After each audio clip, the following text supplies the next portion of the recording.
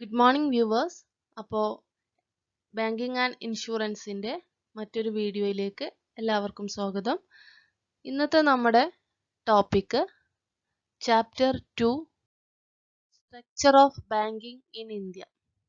Indian banking സ്ട്രക്ചറിനെ കുറിച്ചിട്ടുള്ളതാണ് നമ്മുടെ സെക്കൻഡ് ചാപ്റ്റർ. അപ്പോൾ അതെന്തൊക്കെയാണെന്ന് നോക്കാം. Indian banking structure consist of unorganised and organised.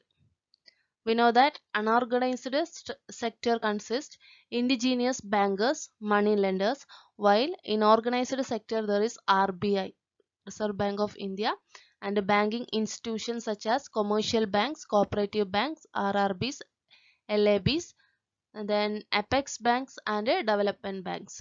Okay, these are the banking institutions in India. That is, there is organised sector as well as unorganised sector. Okay, അപ്പോൾ നമുക്ക് organised sector എന്തൊക്കെയാണെന്നും unorganised sector എന്തൊക്കെയാണ് എന്നും ഒരു idea കിട്ടിയാൽ തന്നെ എങ്ങനെ നമ്മുടെ ഇന്ത്യയിൽ ബാങ്കിങ് സ്ട്രക്ചർ നിലനിൽക്കുന്നു എന്ന് മനസ്സിലാവും. ഓക്കെ, അപ്പോൾ എന്താണ് ഓർഗനൈസ്ഡ് എന്നുള്ളത് ആദ്യം നോക്കാം. ഓർഗനൈസ്ഡ് ബാങ്കിങ് സെക്ടർ മീൻസ്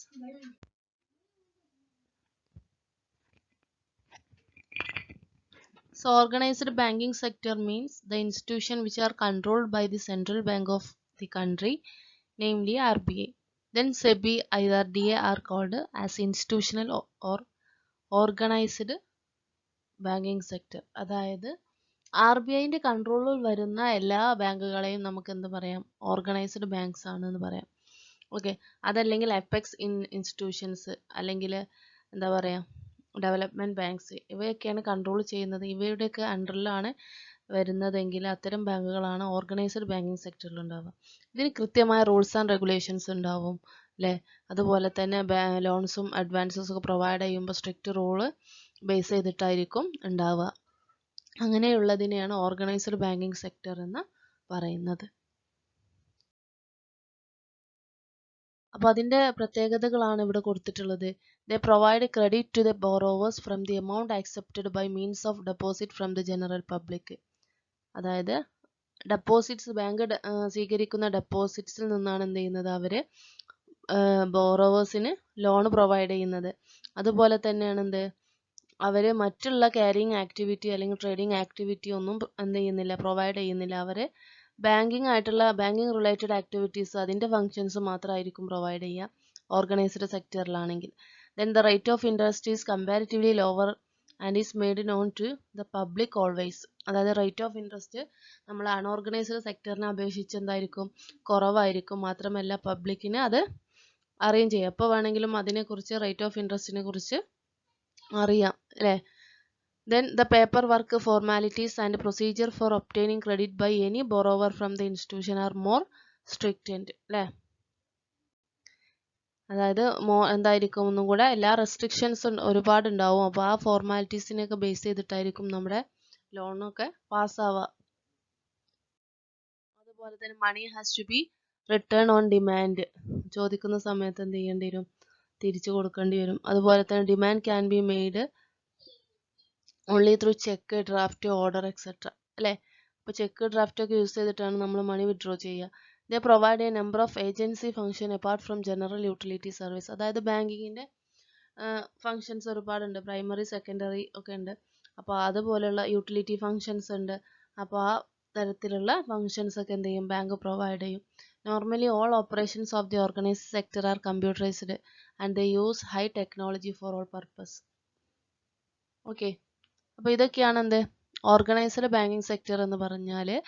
അപ്പോൾ ഓർഗനൈസ്ഡ് ബാങ്കിങ് സെക്ടർ എന്ന് പറഞ്ഞാൽ എന്താണ്, RBI അണ്ടറിലായിരിക്കും മെയിനായിട്ടുണ്ടാവുക. RBIയുടെ റൂൾസ് ആൻഡ് റെഗുലേഷൻസ് ഫോളോ ചെയ്തിട്ടായിരിക്കും ഈ ബാങ്കുകൾ എന്താ ചെയ്യുക, ഫങ്ഷൻ ചെയ്യുക.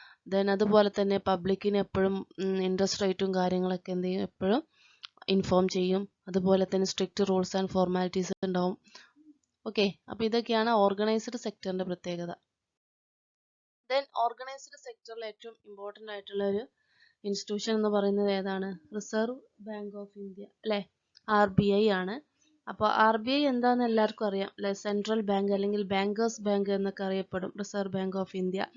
ഓക്കെ, അത് എന്തിനാണ്, ഒരു രാജ്യത്തിന് അതിൻ്റെ മോണിറ്ററി കൺട്രോൾ അല്ലേ, അതിൻ്റെ എക്കണോമിക് കണ്ടീഷൻ ഇതൊക്കെ നിലനിർത്താൻ വേണ്ടിയിട്ടാണ് എന്ത് ചെയ്യുന്നത്, ഒരു സെൻട്രൽ ബാങ്ക് ഉണ്ടാകുന്നത്. അപ്പോൾ നമ്മുടെ ഇന്ത്യയുടെ സെൻട്രൽ ബാങ്ക് എന്ന് പറയുന്നത് ഏതാണ്? റിസർവ് ബാങ്ക് ഓഫ് ഇന്ത്യ ആണ്. അപ്പോൾ ഇന്ത്യൻ ഗവൺമെൻറ്റിൻ്റെ അല്ലെങ്കിൽ ഫിനാൻഷ്യൽ ആയിട്ടുള്ള എല്ലാ പോളിസീസും ഫോം ചെയ്യുന്നത് ആരാണ്? RBI ആണ് അല്ലേ. Reserve Bank of India establish ചെയ്തത് എന്നാണ്?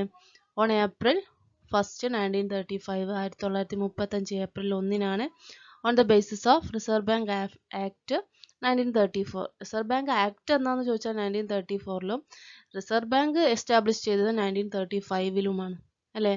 Then situated in Mumbai. മുംബൈയിലാണ് Reserve Bank of India situate ചെയ്തിട്ടുള്ളത്. It is fully owned and operated by government of India. Indian government മാത്രമാണ് അതിൻ്റെ അധികാരി എന്ന് പറയുന്നത് അല്ലേ. അല്ലാതെ പബ്ലിക്കിന് ഏതെങ്കിലും നമ്മുടെ പ്രൈവറ്റ് ഇൻഡിവിജ്വലിനൊന്നും യാതൊരുവിധ അവകാശവും ഇല്ല. Fully owned by the government. ഒരു ഗവൺമെൻറ് ഇൻസ്റ്റിറ്റ്യൂഷൻ ആണ് എന്ത് റിസർവ് ബാങ്ക് ഓഫ് ഇന്ത്യ എന്ന് പറയുന്നത്. ദെൻ അതിൻ്റെ മെയിൻ ഫങ്ഷൻസ് ഏതൊക്കെയാണെന്ന് അതിൻ്റെ പ്രിയാമ്പിൾ അതായത് ആമുഖത്തിൽ പറഞ്ഞിട്ടുണ്ട്. എന്തൊക്കെയാണ്? Regulating the issue of bank notes. Bank note issue ചെയ്യുന്നത് റെഗുലേറ്റ് ചെയ്യുക. Securing monetary stability in India. ഇന്ത്യയുടെ മോണിറ്ററി സ്റ്റെബിലിറ്റി എന്ത് ചെയ്യുക? പ്രൊട്ടക്റ്റ് ചെയ്യുക, സെക്യൂർ ചെയ്യുക. അതുപോലെ തന്നെ modernising the monetary policy framework to meet economic challenges അല്ലേ. എക്കണോമിക് കണ്ടീഷൻ ബേസ് ചെയ്തിട്ട് ആ ഓരോ കണ്ടീഷൻ അനുസരിച്ചുള്ള പോളിസീസ് ഫോം ചെയ്യുക എന്നുള്ളതാണ് മറ്റൊരു ഫങ്ഷൻ എന്ന് പറയുന്നത്. ഓക്കെ, അപ്പോൾ ഇത് കൺട്രോൾ ചെയ്യുന്നത് ആരായിരിക്കും? സെൻട്രൽ ബോർഡ് ഓഫ് ഡയറക്ടേഴ്സ് ആണ് അല്ലേ. നമുക്കറിയാം 21 മെമ്പേഴ്സ് ഉണ്ട് സെൻട്രൽ ബോർഡ് ഓഫ് ഡയറക്ടേഴ്സിൽ. അതിലേറ്റവും ഇമ്പോർട്ടൻ്റ് ആയിട്ടില്ലെങ്കിൽ അതിൻ്റെ സുപ്രീം എന്ന് പറയുന്നത് ആരാണ്? ഗവർണർ ഓഫ് RBI ആണല്ലേ. അപ്പോൾ ആരാണ് ഇപ്പോഴത്തെ ഗവർണർ? 25th ഗവർണർ ആരാണ്? റിസർവ് ബാങ്ക് ഓഫ് ഇന്ത്യയുടെ ശക്തികാന്ത ദാസ് അല്ലേ. ഇപ്പോഴത്തെ നമ്മുടെ റിസർവ് ബാങ്കിൻ്റെ ഗവർണർ എന്ന് പറയുന്നത് ശക്തികാന്ത ദാസ് ആണ്. ഓക്കെ, അപ്പോൾ ഇനിയും കൂടുതൽ നമുക്ക് RBIനെ കുറിച്ച് പറയാനുണ്ട്. അതിൻ്റെ ഫങ്ഷൻസും കാര്യങ്ങളൊക്കെ പറയാനുണ്ട്. 3rd ചാപ്റ്റർ അതാണ്. ഓക്കെ, അപ്പോൾ നമുക്ക് 3rd ചാപ്റ്ററിൽ ഒന്നും കൂടെ വിശദമായിട്ട് പറയാം. ദെൻ അതുപോലെ മറ്റൊരു ബാങ്കാണ് അപ്പെക്സ് ബാങ്ക്. അപ്പെക്സ് ബാങ്ക് എന്താ? റിസർവ് ബാങ്ക് അല്ലാത്ത മറ്റു ബാങ്കുകൾ, അതായത് റിസർവ് ബാങ്കിൻ്റെ കീഴിലുള്ള എന്നാൽ മറ്റു ബാങ്കുകളെ കൺട്രോൾ ചെയ്യുന്ന ടൈപ്പ് ഓഫ് ബാങ്കിനെയാണ് അപ്പെക്സ് ബാങ്ക് എന്ന് പറയുന്നത്. The bank which stand at the top of Indian banking structure. Banking സ്ട്രക്ചറിൻ്റെ ടോപ്പിലാണ് അതുള്ളത്. പക്ഷെ എന്താണ്? ആഫ്റ്റർ റിസർവ് ബാങ്ക്, റിസർവ് ബാങ്കിന് ശേഷം ഏറ്റവും സുപ്രീം അതോറിറ്റി ബാങ്കേഴ്സ് ബാങ്ക് എന്ന് പറയുന്നത് RBI ആണ്. അതിന് തൊട്ട് താഴെ വരുന്നതാണ് അപ്പെക്സ് ബാങ്ക് എന്ന് പറയുന്നത്. ഓക്കെ, ഇവയ്ക്കും മറ്റുള്ള ചില ബാങ്കുകളെ കൺട്രോൾ ചെയ്യാനുള്ള അധികാരവും അവകാശക്കാരും നൽകിയിട്ടുണ്ട്, റിസർവ് ബാങ്ക് നൽകിയിട്ടുണ്ട്.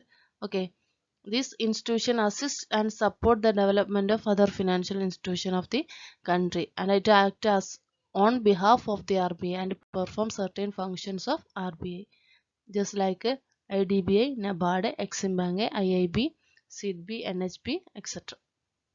Then മറ്റൊരു ബാങ്കാണ് ഡെവലപ്മെന്റ് ബാങ്ക്സ്. എന്താണ് development banks? For industrial development. മെയിനായിട്ട് അതിൻ്റെ എയിം എന്ന് പറയുന്നത് എന്താണ്? ഇൻഡസ്ട്രിയൽ സെക്ടറിനെ ഇംപ്രൂവ് ചെയ്യുക, അതിൻ്റെ ഡെവലപ്മെൻറ്റിന് വേണ്ടിയിട്ട് ഫണ്ട് പ്രൊവൈഡ് ചെയ്യുക എന്നുള്ള ഉദ്ദേശമാണ് ഡെവലപ്മെൻറ്റ് ബാങ്ക്സിനുള്ളത്. Okay, it also known as industrial bank. It provide long term fund to industrial concern. Then they raise their fund by the issue of shares and debentures and mobilizing long term deposit from the public. Okay, then അതിൽപ്പെട്ടതാണ് നമ്മൾ industrial finance corporation of India, industrial development bank of India, അതുപോലെ തന്നെ land development bank, investment corporation of India etcetera. അപ്പോൾ ഇതൊക്കെയാണ് development bank എന്നുള്ളത്. Okay, അപ്പോൾ RBI, apex bank, development bank. ഇനി other financial institutions ഉണ്ട്, അതിൽപ്പെട്ടതാണ് കൊമേഴ്ഷ്യൽ ബാങ്ക്, കോഓപ്പറേറ്റീവ് ബാങ്ക്, അങ്ങനെയുള്ള കാര്യങ്ങളൊക്കെ നമുക്ക് അടുത്ത വീഡിയോയിൽ ഡിസ്കസ് ചെയ്യാം. അപ്പോൾ ഇന്ന് നമ്മൾ പഠിച്ചത് എന്താണ്? അൺഓർഗനൈസ്ഡ് സെക്ടറും ഓർഗനൈസ്ഡ് സെക്ടറും ഉണ്ട്. അതിൽ ഓർഗനൈസ്ഡ് സെക്ടറാണ് ഇപ്പോൾ നമ്മൾ ഡിസ്കസ് ചെയ്തുകൊണ്ടിരിക്കുന്നത് അല്ലേ. ഇനി നമുക്ക് അൺഓർഗനൈസ്ഡ് സെക്ടറും പറയാനുണ്ട്. ഓക്കെ, അപ്പോൾ നമുക്ക് അടുത്ത വീഡിയോയിൽ അതിനെക്കുറിച്ച് നോക്കാം. Thank you.